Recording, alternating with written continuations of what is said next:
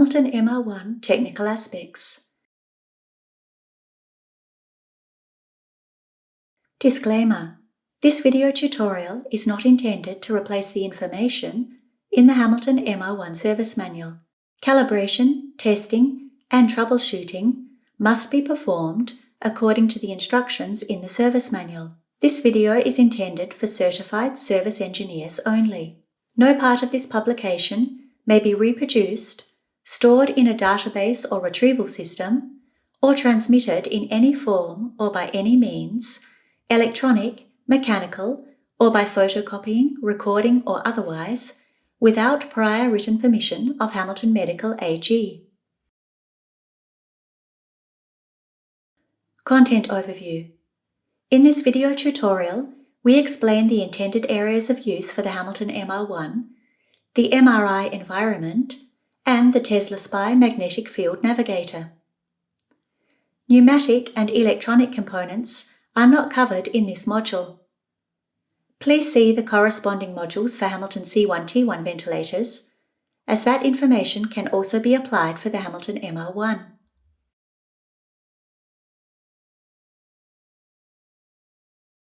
Intended areas of use. The Hamilton MR1 is intended for use in the MRI department, the intensive care ward, and the recovery room, as well as during transfer of ventilated patients within the hospital. For the MRI environment. Hamilton MR1 versus Hamilton C1T1. Let's have a look at the differences between the Hamilton MR1 and Hamilton C1T1 ventilators. Because of the special environment in which the Hamilton MR1 needs to operate, the ventilator has no low-pressure oxygen, or LPO, inlet, and no external DC power inlet, nor can it be equipped with an option board. For the same reason, it is equipped with some things the Hamilton C1T1 ventilators don't have, namely an integrated Tesla SPI gauge meter, 2 integrated batteries, which are accessible from the rear of the device, and dedicated Hamilton MR1 breathing circuits of 3 and 4.8 meters in length. In addition, the trolley is equipped with an auto-lock brake system, and the Class 1 power supply is positioned external to the device at the bottom of the trolley, where the magnetic field will be lowest. This device is thus able to withstand the strong magnetic field within the MRI environment. Housing with paramagnetic materials. To avoid magnetic attraction from the static magnetic field, B0, originating from the MRI scanner, the housing of the Hamilton MR1 is made of paramagnetic materials such as magnesium and aluminium. The electromagnetic compatibility shielding acts as a Faraday cage. This not only protects the Hamilton MR1 from emissions originating from the MRI scanner, but also protects the MRI scanner itself from emissions originating from the ventilator that could affect the scanning process, resulting in noise and artifacts. Magnesium die-cast. Here you can see a magnesium die-cast of a Hamilton MR1 display front during the production process. Components with shielding. As they may be affected by external magnetic fields, internal components such as the O2 proportional valve, the nebulizer valve, the auto-zero and rinse flow valves, the obstruction valve, and the expiratory proportional valve all have mu metal or permalloy shielding. This helps to divert magnetic fields. Power supply and management. External power supply. As we have already learned, the Hamilton MR1 power supply is positioned on the outside of the ventilator. Here you can see A, the power inlet, for input power of between 100 and 240 volts AC and 50 to 60 Hz, 90 VA is typical, 180 VA is maximum. B, the power output to the ventilator, which is 24 volts DC plus or minus 5%, providing 120 watts maximum, and C, the fuse holder.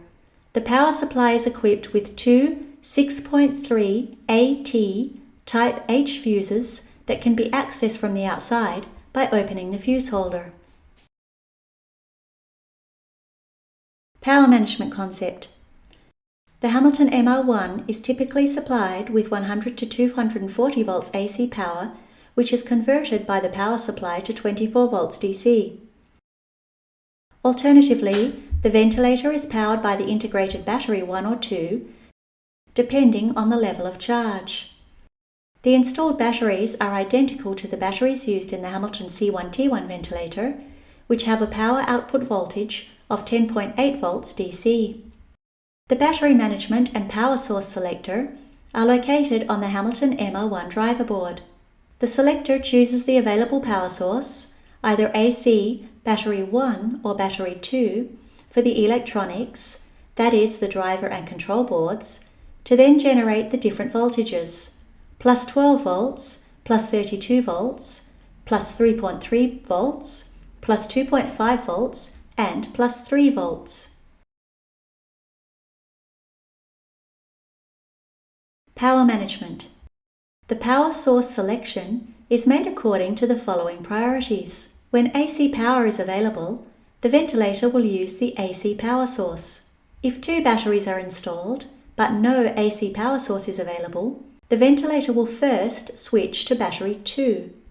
When battery 2 is depleted or not available, the ventilator will switch to battery 1. Tesla Spy Magnetic Field Navigator.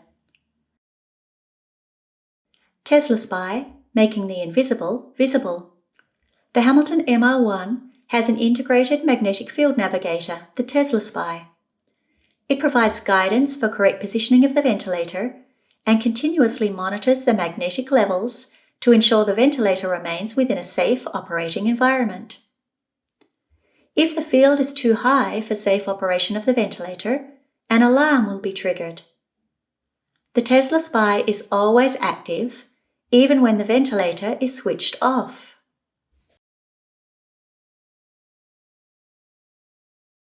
MR conditional, get closer to the patient. The Hamilton MR1 is an MR conditional ventilator. The device may be used safely in an MRI environment that meets the following conditions.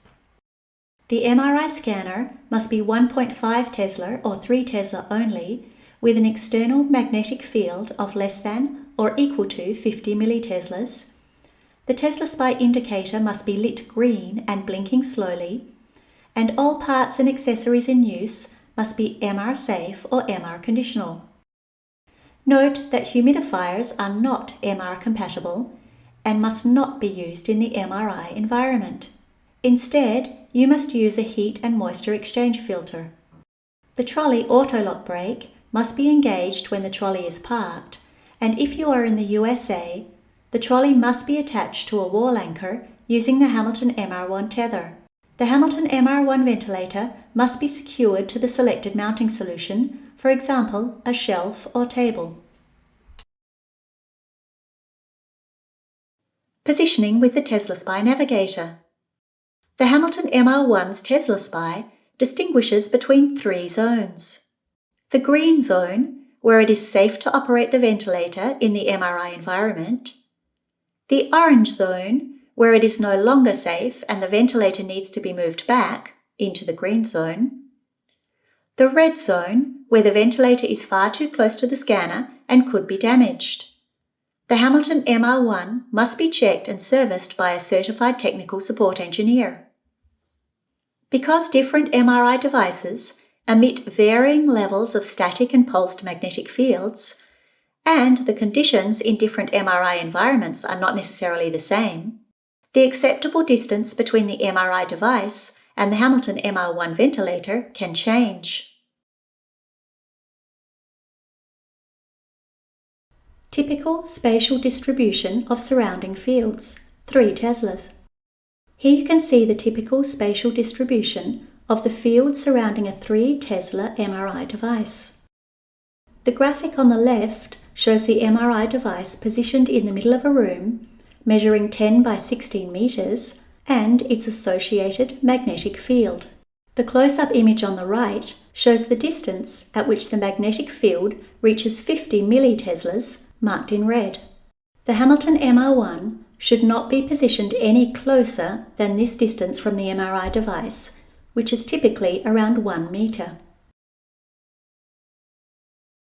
Typical spatial distribution of surrounding fields, 1.5 teslas.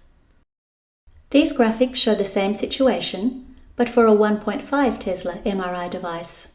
Once again, the red marking shows the typical distance that should be kept between the Hamilton MR1 and the MRI device. Tesla SPI indicators on the Hamilton MR1. As already explained, the Tesla SPI continuously monitors the magnetic field to ensure the ventilator is kept within a safe operating range. The magnetic field thresholds for the different notification levels are expressed in milliteslas. The green LED indicates that the magnetic field is within acceptable limits, less than or equal to 50 milliteslas. The orange LED indicates that the magnetic field is high, more than 50 and up to 100 milliteslas, and the Hamilton MR1 needs to be pulled back. The red LED indicates that the magnetic field is unacceptably high, in excess of 100 milliteslas. The Hamilton MR1 may be damaged and needs to be serviced by a certified technical support engineer. The red X LED indicates there is a technical fault with the Tesla SPI navigator. The Hamilton MR1 needs to be serviced by a certified technical support engineer. Tesla SPI board, PN161942. The Tesla SPI board is located inside the ventilator at the bottom. Here you can see the following components. A. The connector cables to the indicator board. B. The connector cable from the control board for supply and communication. C. Two 3D Hall sensors. The magnetic flux density is measured in 3 axes. D. The mini USB-B port for firmware updates. E. The loudspeaker for audible alarms. F. The Tesla SPI main on-off switch, which is accessible externally on the bottom of the ventilator. G. The backup battery for the clock, date and time. And H. The gold cap for powering the clock, date and time. The Tesla SPI internal sampling rate is adjusted dynamically depending on the distance at which the ventilator is positioned from the MRI device. A built-in safety system continuously monitors the operation of the magnetic field sensors. Magnetic field is within acceptable limits. Here you can see a Hamilton MR1 in operation when the magnetic field is within acceptable limits.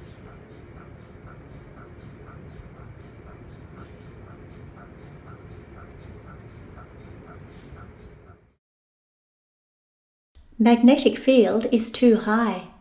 Here you can see a Hamilton MR1 in operation when the magnetic field exceeds the acceptable limits. Note, a fan failure alarm may also appear when the ventilator is too close to the MRI scanner. In addition to the Tesla SPI alarm, this is another indication that the ventilator has been exposed to a magnetic field that is out of the tolerance range. Hamilton MR1 tether, PN161690. Hamilton Medical offers a tether that physically limits the reach of the ventilator. In some countries, the use of such a tether is mandatory.